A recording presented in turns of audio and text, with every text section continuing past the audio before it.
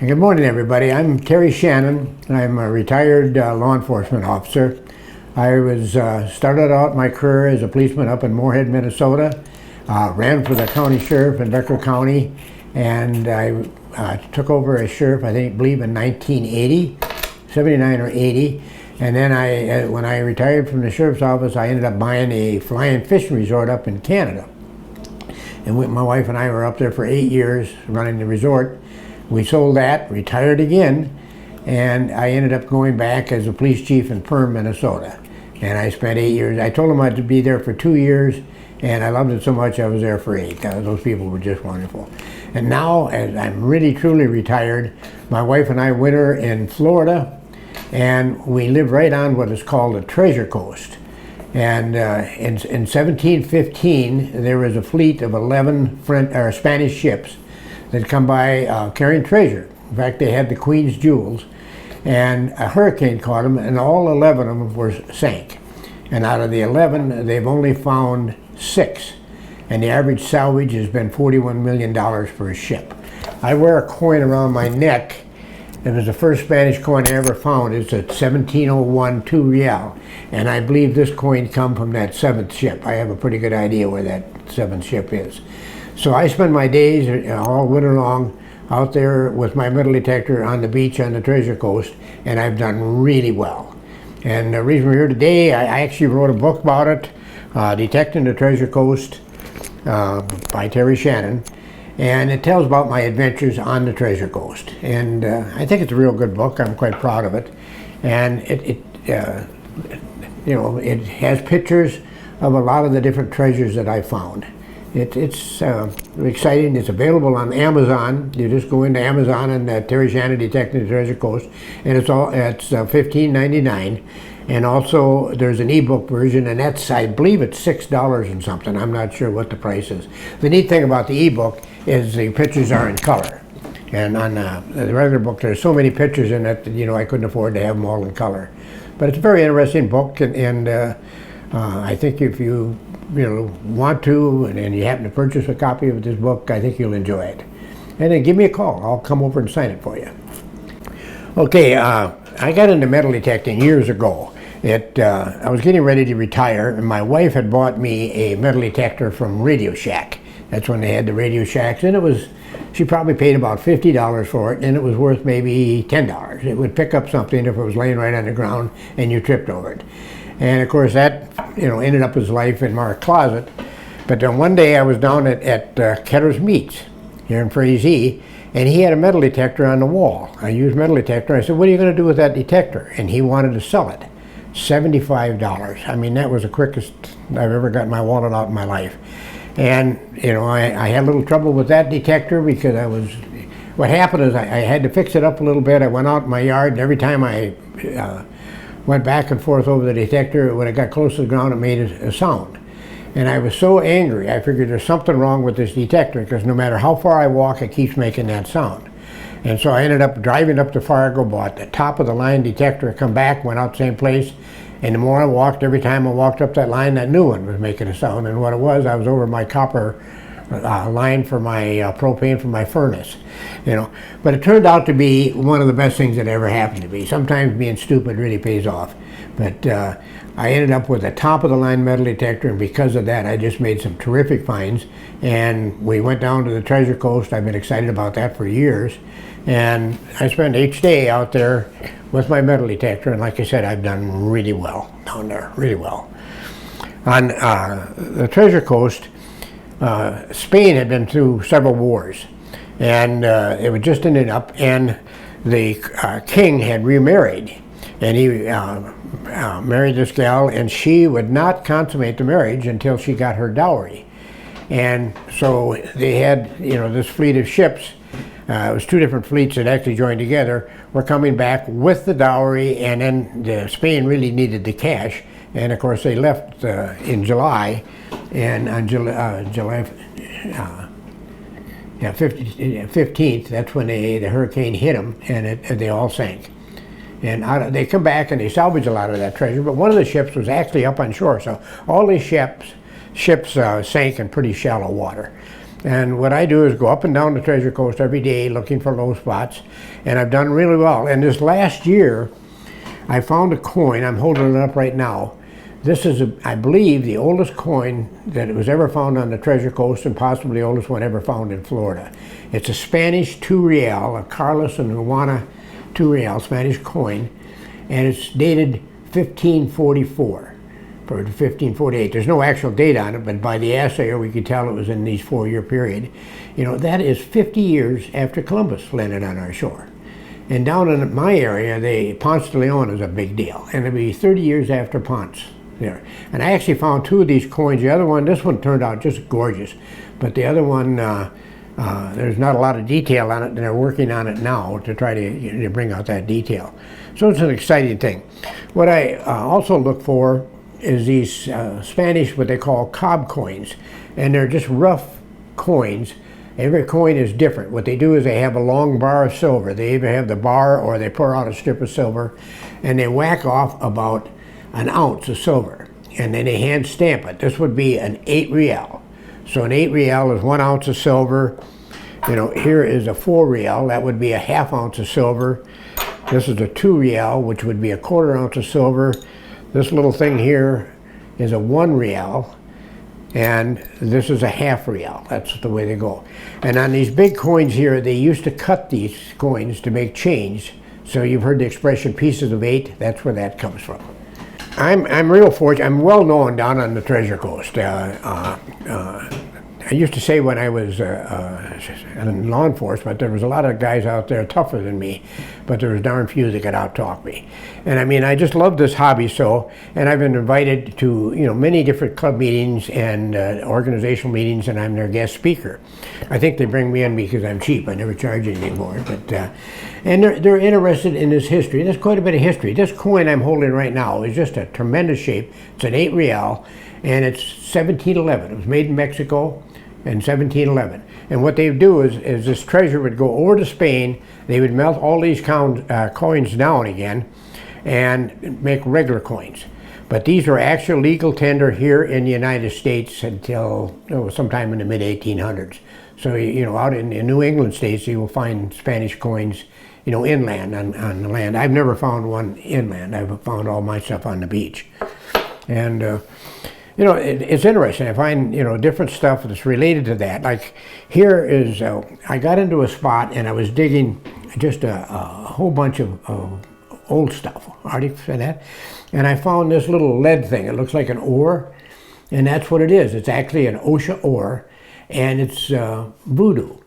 When Spain started, you know, when they started taking slaves, you know, they tried to convert the natives into Christianity, and they resisted it, and they figured they needed their own religion, and that's where the voodoo gets started.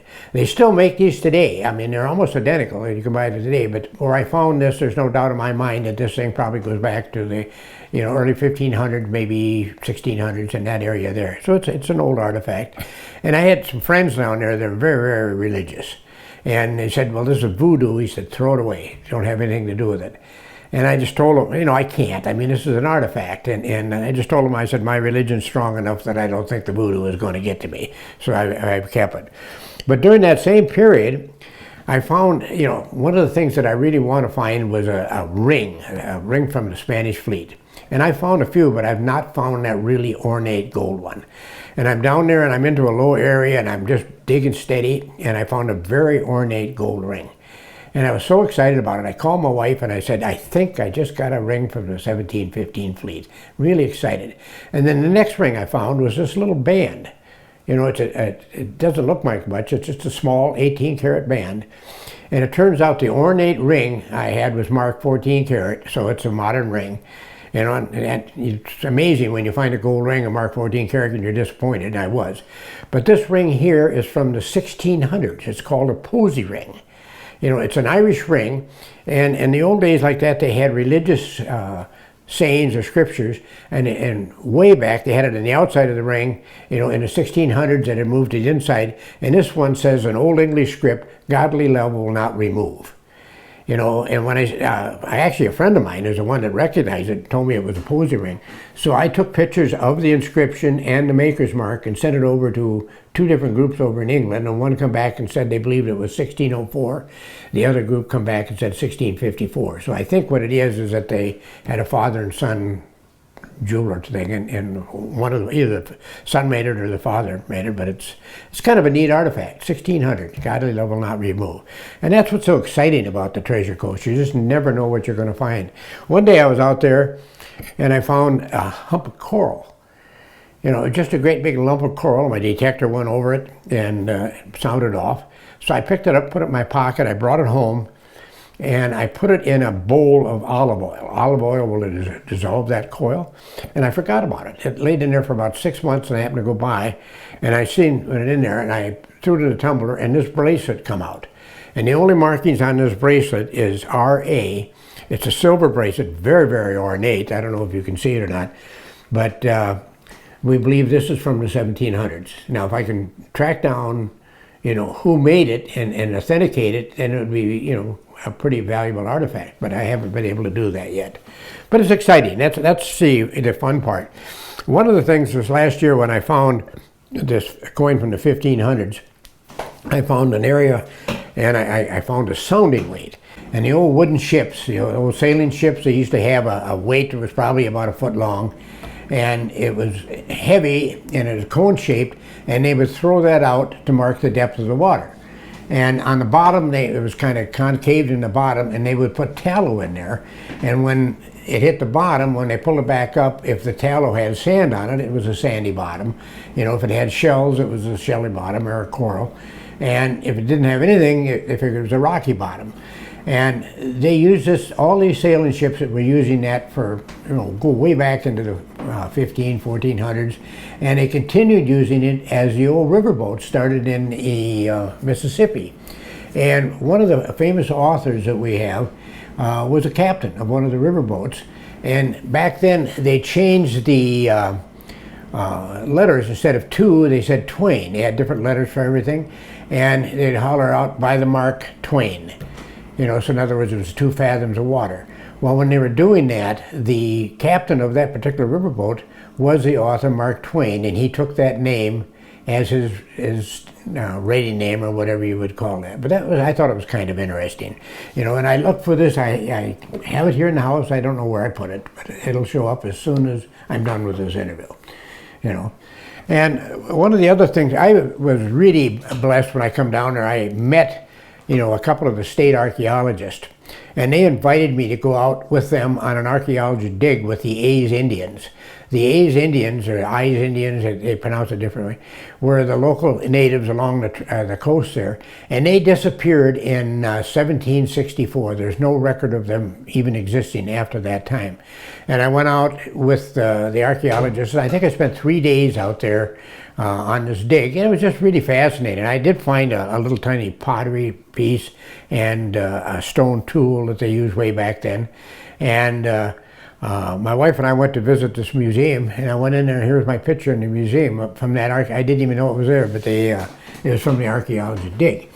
But the one archaeologist, you know, he's quite well known, and after we were all over, he said, "Terry," he said, "I want to take you up and down the treasure coast, show you spots where we have found treasure, you know, and it's not really well known." And we really did that, and we went up, you know, it was just exciting. And by the time we got done, I'm marking the miles from where we live to where these spots are. By the time we got done, I am so excited. I got to get out on that beach, you know, I got to find this treasure. And he said, "Would you like to stop at my place for a beer?" I don't drink beer, you know, but I mean, this guy's been so good, I don't want to offend him. So we stopped at his house, he gets me a beer, and he turned around and he gave me several coins, and this was one of the coins that he gave me. And according to him, this coin was on Captain, it's an 8 real. It's an 8 real, I don't know if you can see it, but it was on Captain Morgan's ship. And the Spaniards chased this pirate, Captain Morgan, into the Bay of Madagascar and had him cornered. He set the ship on fire, you know, and escaped overland. So it was in a bay, it was shallow, so the Spanish salvaged this treasure. They carried it overland and put this particular coin, or these coins, on another ship called the Marvalis, and that was in 1654. The Marvalis took off, collided with another ship, and sank. It was sinking. He turned around and come and running over the reef, and it sank. So this coin has been salvaged twice. It was on Captain Morgan's ship, the pirate ship, and it was on the Marvalis that sank the last time. So, I mean, if I'd have spent the whole day out there hunting, I wouldn't have nearly come to, you know, I can't believe he gave me that coin. But he gave me some from over to England and a bunch of artifacts. And, you know, it's just exciting. One of the things that I was going to talk about, too, is where I found this 1500 coin, you know, the 1544 Spanish coin. I also, before that, I found this gold pendant. And I took it over to my friend the archaeologist. He had a couple of archaeologists look at it. They believe that it's from a funeral mass from the A's Indians or the Aztec or the Maya Indians. And I went to another expert. He's a ship's captain down there and a treasure hunter, and he knew what it was right off the bat. And he told me it was, you know, a pendant from the funeral mask. And he said these are notoriously low carat. In other words, 6 to 8 carat or 10 carat gold. And I said, well, this one is almost pure gold. It's over 22 carat. I have a tester to measure the gold. And he said, then it's very old. He said that would be probably the early 1500s. He said once the Spaniards started trading for these gold, the Indians were smart enough to water down their gold, and it was all lower carat. So this was from the 1500s. I figured that sounding weight is early. Then I get this coin, you know, the 1500 coin from this one particular area. I believe that I found an area where one of the Spanish ships have sunk. And I talked about there was 11 ships in 1715 that sank. Well, we did a little research on this pendant and that stuff and the coin, and we found out that there is 12 Spanish treasure ships in the 1500s that sank south of Cape Canaveral. That's the area that I'm in. I'm about 30 miles south of Cape Canaveral. See, so there's just all kinds of treasure ships that are out there. They did I think it's called a magnometer. They used a helicopter to try to locate all these iron anomalies, and I think they had like 300 or 400 in just that 30-mile stretch that they believe could be shipwrecks. So I dive also. I've been, you know, fortunate enough to go out and on some of the wrecks. And it was really interesting. Like a couple of years ago, I got a call from one of the ships out there, and they found, I think it was like $3.5 million worth of gold coins. And they found them in so close to shore that actually when the tide went out, the hole that they were blowing to get down to them was right on shore. And one of the security guards called me up and told me about it. I was up in Minnesota. And of course I can't get down there. I was real interested, so I called a friend of mine, and he went down there and he didn't find anything, but he was standing right on the beach, right where they were doing that. And then last year, I believe it was last year, I left to come back here to Minnesota, and the friend that I detect with all the time called me up. It was about a week later, and he had found a gold escudo, an 8 escudo, which would be 1 ounce of gold. You know, the Spanish coins are reals, you know, and an 8 real, this is where they get the expression pieces of 8, because they used to cut them to make change. And the gold coins are escudos, you know, and the escudos are the same thing. An 8 escudo would be 1 ounce of gold, a 4 escudo is a ½ ounce, and right on down. He found this 8 escudo. He calls me back about 10 minutes later. He found 2 more stuck together, 2 more 8 escudos. Occasionally you find gold coins on, but you hardly ever find the 8s, the big ones. And then he texted me and he found the 4th one. Out of those 4 coins, one was dated, I had a date on it, clear date of 1715, it makes it more valuable. And another one was out of the Lima Mint, was dated 1711. You know, those 4 coins are anywhere from $200,000 to $250,000 in the value. And he found them out there in just a short period of time. And he said, the tide is coming in, I can't talk long, Terry. He said, I'm going to grab a sandwich, and we'll, you know, and he called another friend of mine. They went out, and they followed the tide out as it went out and never found another thing. The tide, when it come in, had dropped that much sand. So the window of opportunity for me to find this stuff, you know, is really, really a short window. I mean, it's there one day, it's gone the next. So every morning, you know, he goes one way, I go the other way. We go up and down the beach looking for low spots, and when we find them, sometimes it's just remarkable. I called my wife one time, and I told her that I'm going to be late getting home. It was dark. I said, I'm really into the treasure. I'm finding all kinds of stuff. And she said, what are you finding? I said, I have no idea. It's so dark I can't see, and we didn't intend to stay out that late. I didn't have a light, but I was hoping it was something good, but I never did.